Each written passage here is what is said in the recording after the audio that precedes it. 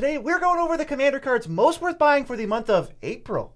I'm Mia, and I like putting my cold hands on Beezy. I'm Beezy, and I've never once bought a Magic card that I didn't need. We're the Nitpicking Nerds, sponsored by Card Kingdom. If you want to never buy Magic cards you don't need, go to Card Kingdom. They've only got Magic cards that you need in stock. They have so many treatments and types and the creatures, and you should go right now. Buy singles, use our link, tell them we sent you. $50 or more on singles gets you free shipping. Yeah, they've got all the types and treatments, and they've even got creatures on the website. Wow.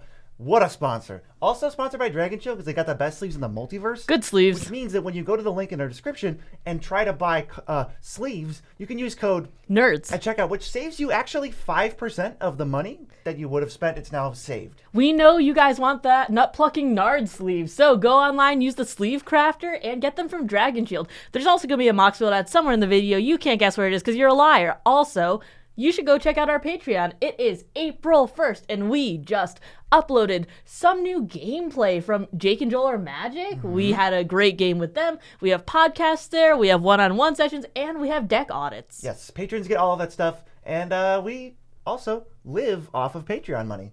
So that's nice. As always, most worth buying. These are the cards we think are worth spending money on for one or two or maybe three of your decks right now. We're not talking about speculation, but if you stick around to the very end of the video, we are going to be talking about what cards we are currently speculating on as part of our speculation game. So let's get into the first card. It sees the spotlight at $7. 2 and a red for a sorcery. Each opponent chooses Fame or Fortune.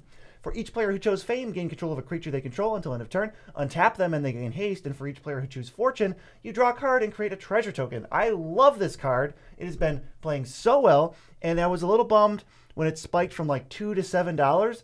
But then I realized, no, it's just that good. It doesn't matter that I could have bought it for $2. It's still worth $7. It's probably worth $10. But I'm happy to pick it up for $7. This is primarily in decks where you can sacrifice creatures, because if I have a sack outlet in play, or in my command zone, or threatening it, or whatever, now there's a mind game. You lose your best creature, guaranteed, and I take it and attack with it. Or you give me a treasure and draw a card. Everyone just does the last mode, and then you get 0 mana, draw 3. That is a really good mode. You can also play the mind games if you have, like, you know, a village rights in your hand or something. The one person who only tapped out to play their commanders, like, yeah, you could have it. I'll get it back next turn. And you're like, psych, I guess I'll get value off Deadly Dispute.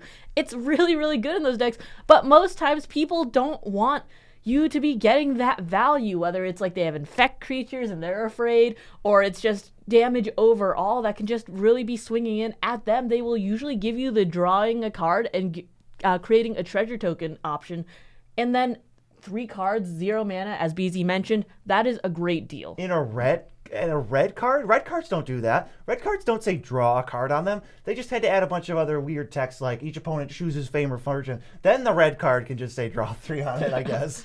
The next card is a card that I have been really liking lately. It's Mirage Mirror at $2, 3 mana for an artifact, and if you pay 2, Mirage Mirror becomes a copy of target artifact, creature, enchantment, or land until end of turn. This does not just copy your things. This can copy anything on the battlefield, and for 2 mana, that can play into some really like tricky plays. Yeah, this card's kind of useless in the beginning of the game, and it's probably not going to be used a ton in the middle of the game, but in the late game, this kind of is like an unkillable clone where if you are going to get board wiped or something, you have this become a land and then it doesn't die. Or if there's a gigantic creature in play, you can actually just have it become this, and even though that creature couldn't attack because it just came out, yours can because it's been in play the whole time. This is also really fun for those like gotcha decks because it's always on the field, so it's not like you're going to be springing this up on people. But if you have like a creature that has an anthem stapled onto it and someone swings out at you thinking your creatures are tiny, you copy the thing that has the anthem and then all of your stuff survives. I swung in with an Atraxa recently. My friend copied my Atraxa. They both died. It got rid of my commander and I didn't have the mana to pay the commander tax again, so it was out. This is a really tricky card. You have to constantly think about it, and there's like a threat of activation. So like in that instance, Mia just forgot that it could become anything and attacked into it. And it's like, well, if you have a lot of cheap instants and other things to do with the 2 mana that you're not gonna activate Mirage Mirror, I think it's a pretty high value card. It can go into any deck too, so if you do have a lot of little cantrips, it could be really fun. Definitely probably more of like a mid power. I think once you're playing high power, forget it. But this is a pretty sweet mid power card. Let's go to Emil the Blessed. Former like $30 card, currently $5, 2-way white for a 4/4, 3, exile another target creature you control and return to the battlefield under its owner's control. Whenever another creature enters the battlefield under your control, control, you may pay green or white. If you do, put a counter on it. If it's a unicorn, who cares? This is like a 4-mana 4/4, and it flickers for 3. That's basically the move. Yeah, it has plays in counter synergy decks, but this is really good if you do have a lot of creatures with ETBs. If you have like intruder alarm combos, you can make infinite mana for it. You can be like flickering like Skyclave Apparition and nuke everybody's like permanents that are 4 mana or less if you can keep flickering it. This is a really good place to just hold. If you have a lot of mana to hold up, this could be a really good place to spend it. I love Eldrazi Displacer, but there's no denying that having a wastes every time you activate is kind of a pretty big downside. This says forget that. So if you like throw a Training Grounds down or some way to reduce it, if this is your commander, but it doesn't have to be, you can throw a Training Grounds down to reduce it. Now you're only paying 1 mana to do this, and at that point, that combos with like everything ever. So that's really, really silly. There's combos, and you don't have to just combo it. It's just value sauce. The only thing is you can't, with Eldrazi Displacer, you can flicker their creatures. Can't do that here. You can only flicker your own creatures, but you get the bonus ability of like, hey, you can put counters on creatures if that matters to you. This is really a good synergy piece in a lot of those ETB creature decks, and a lot of times Selesnya really does like having creatures ETB, whether it's for those effects or whether it's like gaining life, like with Tristani, for instance. It also protects your creatures, all your non-tokens anyway, because then you can flicker it in response to being targeted, and then whatever was targeting them fizzles. Emil cannot protect itself, but that's not really something that these cards ever do, so that's pretty good. Every time it comes down in my Gladriel deck, you guys are like, we have to kill that right now. I was like, that's a problem. Next card is a card that shines in my Atraxa deck. It is Evolution Sage, and it is $2.30. 2 and a green for a 3/2. Whenever a land ETBs under your control, proliferate. That is way more powerful than one line of text would imply. Yeah, I love this card. I think it's kind of nutty. I think in a lot of decks, it is better than Doubling Season, which probably sounds kind of clickbaity, but I think realistically Doubling Season doesn't go in that many decks, and this goes in like every single deck with counters ever. It's so cheap. The land means you can, the fact that it's landfall and not like whenever you're going to put one on anyway, means you could just spam lands, use the ramp that's already in your green deck, Nature's Lore, Sky Shroud Claim, and just get multiples. Even Terramorphic Expanse is giving you double proliferates. This is an all-star in Planeswalker decks, +1 counter decks, poison decks, just anything. I have in my poison deck, and I have fetches in there, and of course I'm cracking those fetches. Gonna get 2 landfall triggers per turn, so that's 2 poison if I have a poison already on everyone per just fetch I crack. That's amazing, and that speeds up the game like really quickly. Yeah, green has a lot of 3-mana 3/2s that have landfall, do something ridiculous. There's a lot of that going on in green. What is our next card? Well, I'll tell you. It's Pitiless Plunder at $5. 3 and a black for a 1/4. Whenever another creature you control dies, create a treasure token. This card's actually just kind of broken, especially on an uncommon, but it was creeping up for years because it never got reprinted. But it finally did, so it's only $5 as opposed to literally $15, maybe a couple months ago. Super nice pickup because this is a high power card. This card absolutely slaps even in higher power decks. Fallout, thank you so much for this reprint. That was awesome. I really love this card. I actually have a Mahadi no rares deck, and the fact that this is an uncommon makes it so that that deck can have combos. It's kind of insane, right? Yeah, it really goes off with anything that gives you mana when creature dies. So like if you have a Phyrexian Altar, well, now you get a mana and a treasure. And if you have something like Reassembling Skeleton, well, now you can just do that infinitely, and then any death trigger pays it off. This is a classic, like, part of 4 and 5 card combos where, oh, I just got enough stuff in play. I have a Nether Trader going on too, sure. And then that just sort of like absolutely cascades into just infinite nonsense. And even just having your creatures die into treasure tokens for mana that you can just spend whenever you want, like that's already great. And then the combo is just a cherry on top. Even if you can get things like Mirkwood Bats, for instance, you could get a lot of value when you're creating and sacrificing the treasure tokens, draining everyone, while you also have things that drain for like death triggers. It could be a lot of damage to your opponents very quickly. I can speak from experience. This plus Mirkwood Bats is actually headache inducing. It is so good. It drains people so quickly. All right, what is our next card? It's one of my favorites. It's Unexplained Absence at $2.50 right now. 3 and white for an instant. For each player, exile up to 1 target non-land permanent that player controls. For each permanent exiled this way, its controller cloaks the top card of their library. This is amazing. This is 4 mana at instant speed. You can exile up to 1 target non-land permanent. So this hits almost everything in the game, and they just cloak the top of their library, which by the way, they probably do not want as much as the thing that you exiled anyways. Yeah, this is not a huge deal. You can also do that to yourself if it benefits you. If it doesn't, just don't do it. But if you have an extra thing you don't care about or you need a chump blocker, great. Cloak the top card of your library, throw away a clue token for a creature token. That's fine. That's just an extra thing that this card does. I was surprised because when we did this, talked about this last time, it was your spec card. It was the card you bought a bunch of, and it went up. It was like, I don't know, 4, 5, 6. Yes. And now I'm like, wait, it went back down. So even though this was part of the spec game, there's no conflict of interest here. We just think this card's fantastic, and we think it's great. And I think at $250, you should all buy like 3 of them because it's been going in like most of my white decks, and I've been super thrilled with it. The more time that passes, the happier I am with this. I've been so happy with this. I've gotten real tricky with this, trying to exile my own stuff when people just try and like target removal at it. It's like, okay, well, I'll get value off that. Also get rid of everyone's stuff too. Get a dude. If there's any like synergy with ETBing, like with creatures like coming in, or if I need a blocker, it's really, really good. It's fun to get tricky with this. Yeah, I actually had that corner case come up. Somebody tried to gain control of like my Sun Titan, and I was like, well, I was holding this up anyway. Now I'll just fire it off. Get basically now a 4-for-1, counter the spell that you were going to use because my Sun Titan's gone.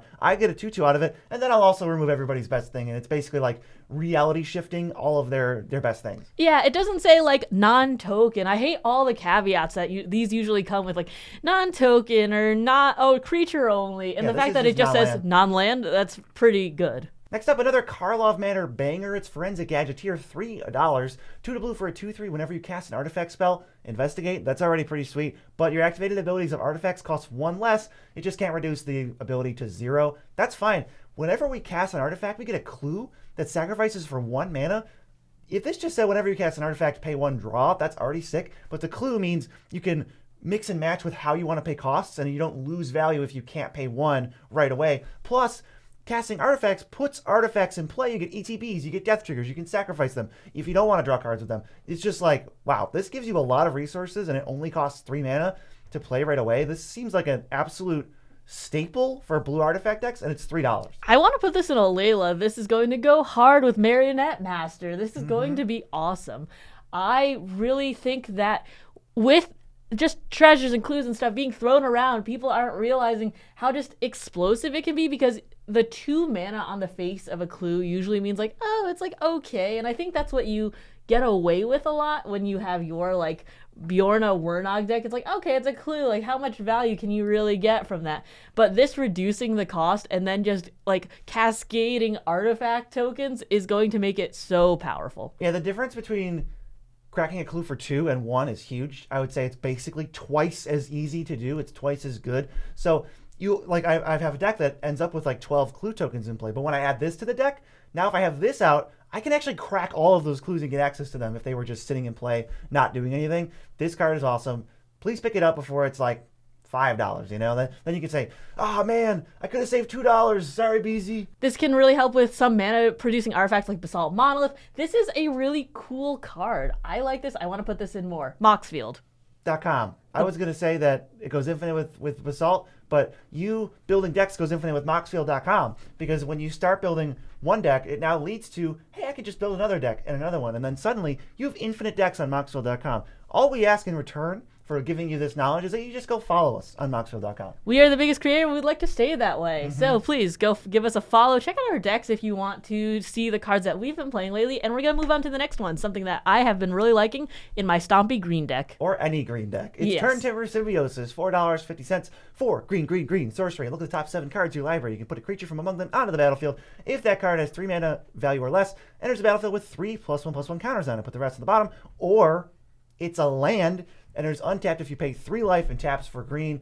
The Mythic MDFC cycle is all busted in the sense that they are basically 0 opportunity cost spells that you will sometimes play 20% of the time in your decks that are 1, 2, or maybe 3 colors. This is one of the ones that's still super cheap because I think it got a reprint somewhere, but I think they're all equally infinitely playable. Some of them are better than others, obviously, but I'm still never not playing. Literally, I'm never not playing Turn-Timber Symbiosis in any 1 or 2 color green deck. I mean, it's a land and a spell, but the thing is, it's that you can slap down any creature card onto the battlefield with it. 7 mana seems like a lot in general, but if you are playing green as one of your main colors, it's pretty easy to get to.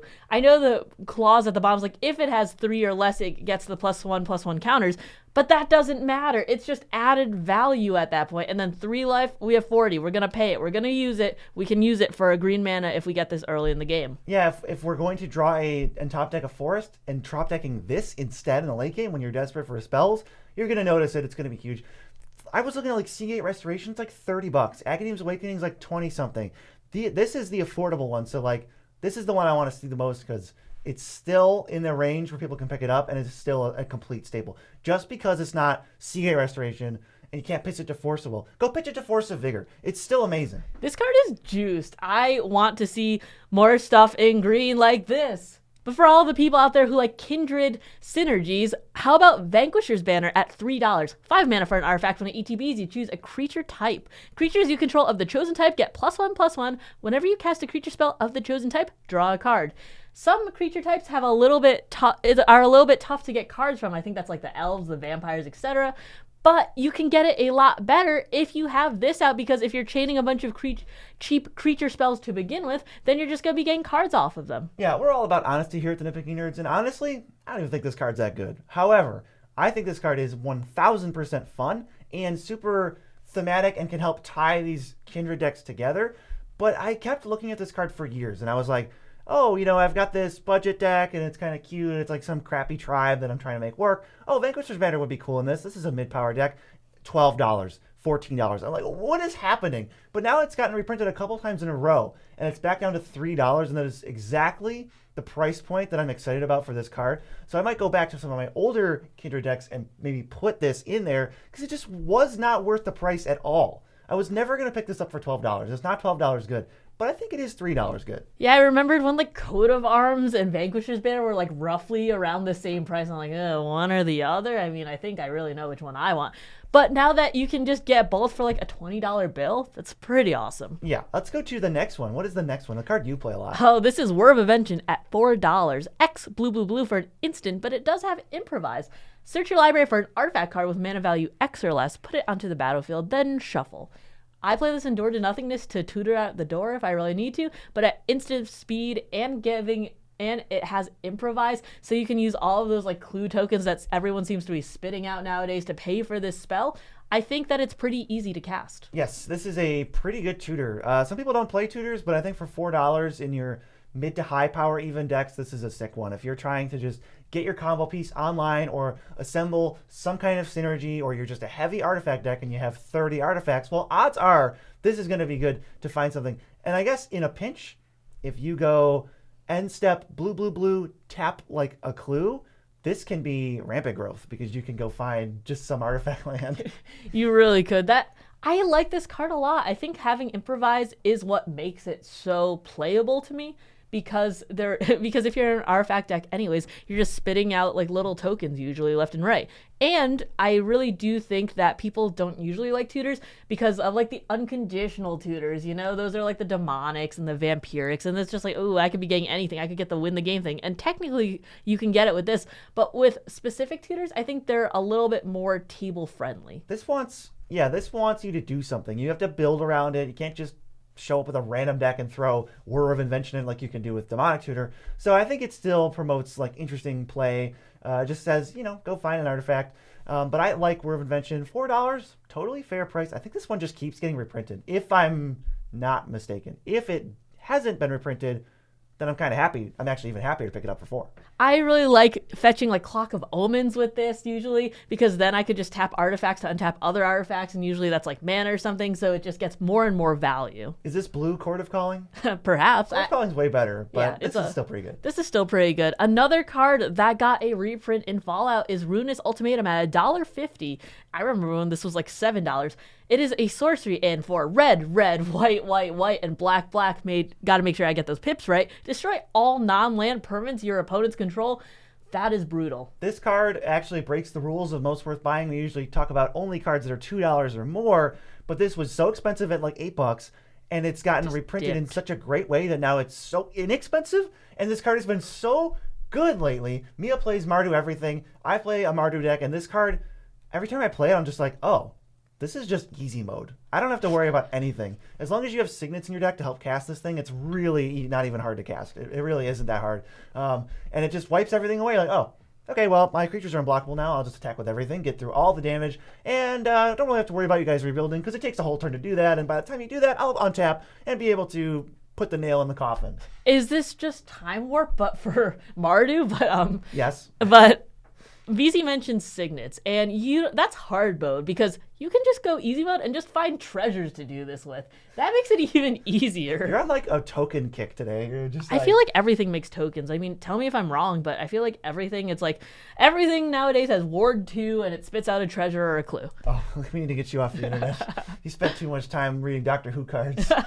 It feels like that, though. It really does. But yeah, Ruinous Ultimatum, I think it's basically an auto-include in any Mardu deck. It's tough because Mardu has a lot of options for wiping the board. You have Blast Act, Toxic Deluge, Farewell, Tragic Arrogance, probably some multicolored stuff, and this now. And like, I still think this makes it onto the list of things I want to play. This is so good, and the only thing that I'll feel bad about it is when you wipe everyone's stuff and they have like, their Abundant Growth and their Soul Ring with their mana. You're like, that one too. No. You get to go, oh, actually, no, that too. Get that crap out of your lands. Get that Soul Ring out That's of your not a land. land. Get it out. Get it in the graveyard. Or they untap with it, and they're like, oh, okay, that really sucked. And you're like, actually, you lose the rest of that stuff that you forgot to take out. Sorry, bro. I mean, that does hit tokens too, and that does hit your Abundant Growth and your Utopia Sprawl. And your enchantment, Yeah, that does hit it too. Card's sick. Definitely play that card.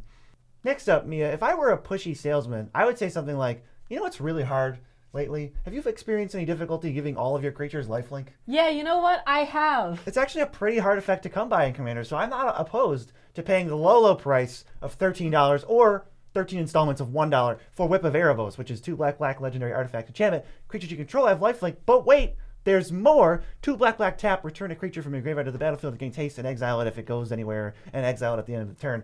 That's actually pretty sick. If they have a $1 card budget per month, this will be paid off in a year and a month. Every Magic player would be poor if that was the case. Like, oh, 13 payments of $1? Okay.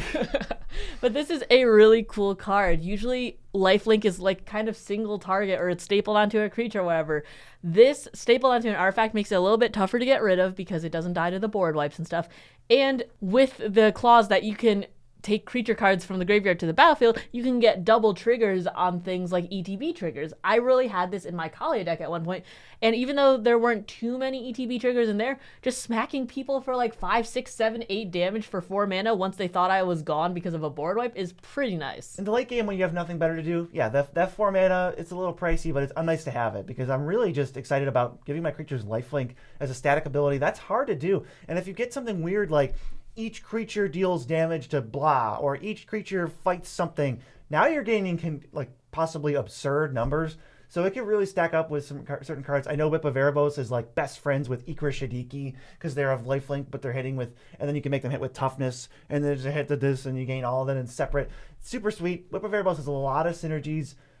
Don't think it's like a reanimator card. It's more like you want the lifelink for sure, and then the rest is gravy. Yeah, this is closer to like an Orzhov card than a Golgari card, but I think this is going to make me really want to build an Orzhov deck. I don't have one, and I really like this card. I can't seem to fit it anywhere. All right, let's switch from a black artifact to a red one, shall we? We shall. It's Embercleave at $8 for red for an equipment with flash, but it costs 1 less to cast for each attacking creature you control. When it ETBs, you attach it to target creature you control. It gets +1/+1 and has double strike and trample, and you can equip it for 3 if the creature ends up dying somehow. Usually it's more closer to like a combat trick, and it just punches in for a ton of damage, and the person's usually like pretty dead or low on life after that. In an Alpha Strike scenario, when you attack somebody with everything and you've got 1 or 2 really big creatures, this is going to cost 2 mana, and they're never in a million years going to be predicting it, even if they know Embercleave's in your deck. You can't really play around this card. It's like, okay, I've got a 10/10. Are you going to block it with all of your creatures?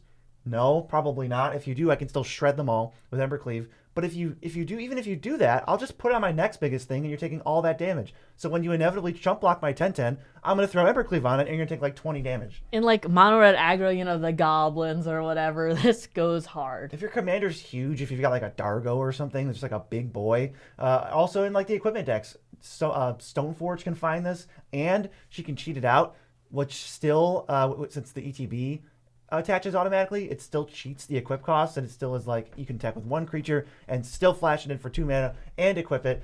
This thing is like got a lot of things that were pushed about it. I remember in Standard, it was in every red deck, every mono red deck ever. It was just like a dominant force. It's not as dominant in Commander, but I think it can turn a beefy boy into a game over boy. I think mono red needs a lot of help to begin with in Commander because there is so much life to shred through that this really does help like kind of put that final nail in the coffin. It helps feel like you're scaling up in a way that makes sense. Like, oh, I'm getting my mana's worth. I can deal like 10 damage whenever my Evercleave creature equips, and red aggro and equipment aggro need all the help they can get with that, so that's good. Next up is the card I've been playing a lot, and I've sort of been keeping my eye on it for when it qualifies as a most worth buying type of card. We got Brazen Borrower at $5. 1 blue for a 3/1 flash flyer. Can block only creatures with flying. Whatever. It's got an adventure, Petty Theft, for 1 and a blue. It's an instant that bounces a non-land permanent an opponent controls to its owner's hand. So the first, you cast the adventure, kind of an overcosted bounce spell, but it also gives you a creature that you have on retainer, and if you bounce a creature, you can adventure it again, and there's certain synergies with exiling or bouncing or whatever, or flying or ninjutsu. This card doesn't look like a commander card, but it just does enough to where I'm pretty happy with it in my mid to mid plus power decks. I really wish that when Wilds came out, the adventures were better, and I think this is an example of a really good adventure that can go into a lot of decks. I think this is pretty cool to have that like multimodal effect, and I do like the idea of bouncing it, getting the returning target non-land permanent again, and just being able to do that. This is like really fun. This card has a lot of modes. It doesn't look like much if you haven't played with it, but it does a lot more than it lets on, and it's just good utility for $5. I think $5 is a fair price for it. It was like 12 or 13, and I'm like, that doesn't really feel right, but now it feels much closer. I think it was in a precon. Yeah, probably the fairies one? I think so. Yeah, creeping up, it definitely wasn't worth it, but the reprints, I am happy that they are making these prices very affordable for us. Next are almost a full set of lands from MKM. It's Raucous Theater, red-black at $5, Commercial District, green-red at $5, Lush Portico, green-white at $4, Shadowy Backstreet, white-black at $5.50, and Elegant Parlor with red-white at $4.50. These are the Surveil lands minus the Golgari ones from MKM. It just ETBs, it comes in tapped, and then you Surveil 1. But they are fetchable too, which is super nice. Yes, this is 5 of the 10. The ones that are missing is every blue one and the Golgari one, like you said. So kind of weird that the blue ones are seeing. Maybe it's a control thing. I don't know, but I love these lands, and I was surprised that there was this many below like $6 because I was thinking of the green-black and the blue-black ones that are super expensive for whatever reason. Every deck wants these. Every single deck that can fetch these or is 2 colors wants these. So the fact that some people are missing out on these still is kind of baffling to me. This is our opportunity, though, as most worth buying connoisseurs, to just scoop all of the ones that are affordable, and then because inevitably they're all going to be 10, 12, whatever dollars. I almost think that Wizards is doing like a Shockland resurgence, where these are new lands that feel like they're going to maybe occupy some space where the Shocklands are. Probably. I mean, these are fetchable. I really like that. Shocklands are better, but I'm just thinking that like this is a plant for a cycle of lands that we almost never go back to. And when these creep up in price because they're really good and a lot of decks want them for a lot of reasons, then we're like, oh, we're going back to Ravnica. We got the Surveil lands again. And everyone's like, yes, but I'm going to just skip that. I'm going to get them all now. Here's my spec that we're going to bring back Triumphs, but if you pay like 5 life, they come in untapped. 5 life? No. This is in the future, Mia. You got to pay 1 life. Okay. And they enter untapped. Well, you're getting an extra color, though. And yeah, they're fetchable. So you pay 1 life. Yeah. Okay, you actually gain 1 life, and they come in untapped. That sounds good to me. But until we get those, I would recommend using these. But it is time for our very fun segment of speculation game. We are playing a 12-month-long speculation game. We're each specking on a card, which means buying 5 copies of it each month and seeing who is winning each month. So the previous spec for me was a Sicarian Infiltrator, and I'm up 20 cents. Mia's previous spec was Contaminated Drink, and she is even, has not profited. So I am winning, although she's still destroying me on total value with that Unexplained Absence. So my spec for this month, I actually went big. Keeper of Secrets, $5. It's deals damage when you cast spells from anywhere other than your hand, which includes your commander. With all of the plot going on from like Outlaws of Thunder Junction, that's a whole thing. I'm sure there's going to be plenty of decks looking to take advantage. In some commanders, the commander precons are probably gonna have some legends that are like when you plot or when you cast spells for free. And this is a card, I don't see it ever being reprinted. I don't know how. Maybe it will be. I don't know. But Keeper of Secrets is sick, and I'm excited because this is one I could see buying for 5, flipping to 20, and then just selling them all. I mean, we saw what happened with Passionate Archaeologist. It went up a lot. And with Warhammer, it is hard to reprint. And I just don't see any, they were forgotten a lot. I feel like with Doctor Who, with the Universes Beyond in general, they're kind of pushed to the side, and people are going to figure out about these cards, and then they're going to spike up in price. I understand why you did this. Mine is, I look to kind of the present when I usually do my specs, and so I went with Jorian Ruin Diver at 59 cents. Basically, this is an Is-It card. When you cast your second spell each turn, you draw a card. I've been seeing a lot of buzz for Stella Lee, the new Is-It commander from Outlaws, and she wants you to also cast your second spell each turn, and then you exile the top, and that can go infinite with some stuff. So I think that when you're exiling the top, you also want to be digging for the stuff it can go infinite with. I think that this will go up because of the hype for that card. Yeah, this might just be a staple in what could possibly be one of the top 5 most popular commanders of the set. Yeah, I think so. I think that's pretty reasonable. If you're looking to see more reasonable buys in our Most Worth Buying series, last month's buys are still relevant, so check it out.